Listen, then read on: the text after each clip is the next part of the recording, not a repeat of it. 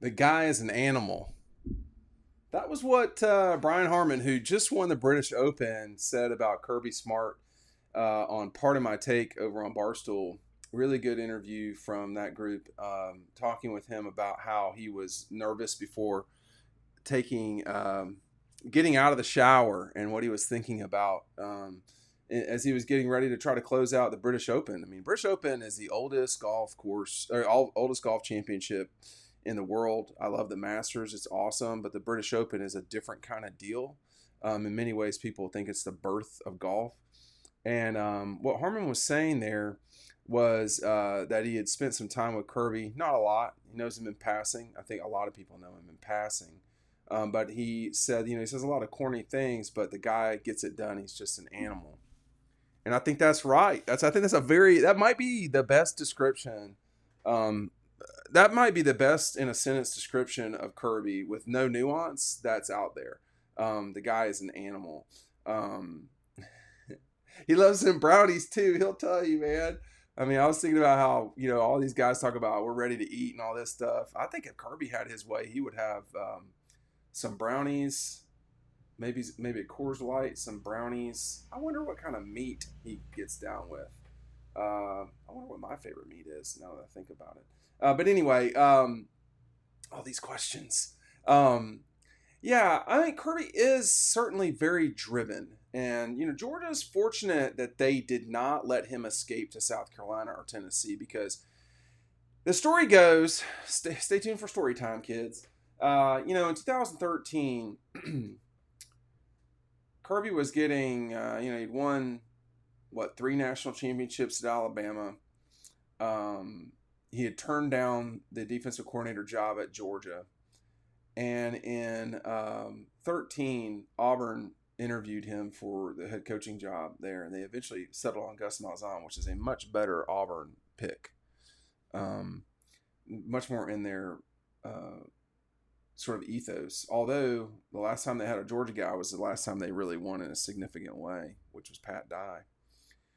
And they turned Kirby down. They I guess they just didn't think he was ready for it, which he might not have been at 20. What would he have been? 37 maybe at the time, something like that.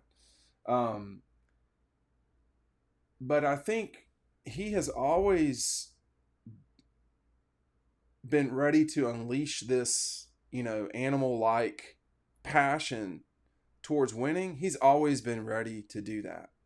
And Georgia is fortunate. I'm going to tell you a little bit more about this, but let me just finish this sentence. Georgia is fortunate that they got him because he was checking out of Alabama. If not after the 15 season, soon thereafter. You like this sweatshirt? Christmas in July? I got a Christmas in July offer for you. It's that time of the year.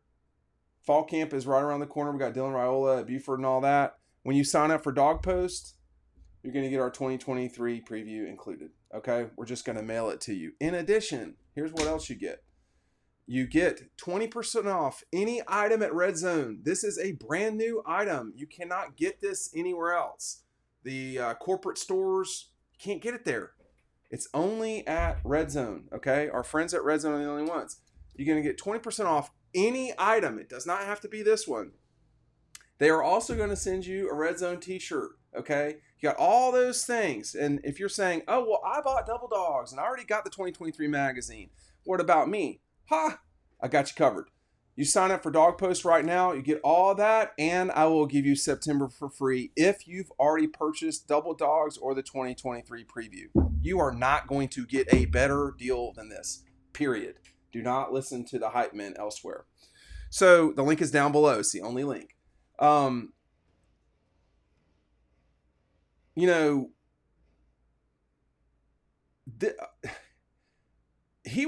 Kirby was leaving, and you have to think about what was open at the time. And at the end of the 2015 season, South Carolina was open, and had become open before Georgia did. Tennessee was sort of jumping around with Butch Jones. They didn't make the move. But it was really, South Carolina at that point. There were two things happening at once. Number one, Georgia was falling apart. It was not a cohesive place to be. It was a bad time in the Empire. Um, the two assistant coaches were not equipped to do what they were supposed to do at Georgia. Um, the Mark had let too much control go, and Steve Spurrier just retired at South Carolina. That happened in October. I think he just quit in the middle of the season, which is his prerogative. But Mark saw it through the end. I think he thought he'd be back in 16, but there was so much swirling around. Jacob Eason was in the ethos. Georgia really thought they could. The fans really thought they could turn it around with one player, which is just not how it happens. And you know, I'm sure after Alabama, I don't know when Mark was done. For me, it was it was the beginning of the season, and then just the confounding, play against Vanderbilt, and it just wasn't good. The offense was inept. So for me, it was when he hired Brian Schottenheimer, but that was the big mistake. But I don't know if it was the Alabama game where Georgia was just totally outclassed. I don't know if it was a week later against Tennessee, collapsing a 17-point win, 17 point, 21 point, whatever it was, lead, or against Florida. There's no question he was gone. They managed to win 10 games that season, but it was time for a change. They almost lost to Georgia Southern. They almost lost to a really bad Georgia Tech team, but they really almost lost to Georgia Southern. That would never happen now, and it wouldn't have happened before that, to be honest. But it had just gotten so bad that it was time for a change, and a change was coming. So here comes Kirby Smart, who didn't get everything he wanted at the beginning, but has since massaged it and done very well in getting everything he needs now or wants. And you're seeing the results. You're seeing the so-called natty list. They've got how many do they have down here? 2, 4, 6. So they're going with the actual amount of national championships Georgia's won versus the ones that they claim. I think there's no question that Kirby is either more serious about it or it means more to him than almost anyone in college football. It may be both. One may force the other. I think Nick definitely is very serious at Alabama. I think that Ohio State, you cannot go to that game in Atlanta and think that they're joking around just as an institution. Michigan quite clearly is very serious about things. SC, I think, comes and goes. Those four right now, the two, and I should add LSU. So 5 schools: Bama, Georgia, LSU, Michigan, and Ohio State are in a life or death saga, soap opera to win it all every year. And LSU is going to need a second or two. It might not be as fast at LSU as it was at Georgia. It might not be, but I do see that train coming down the track. And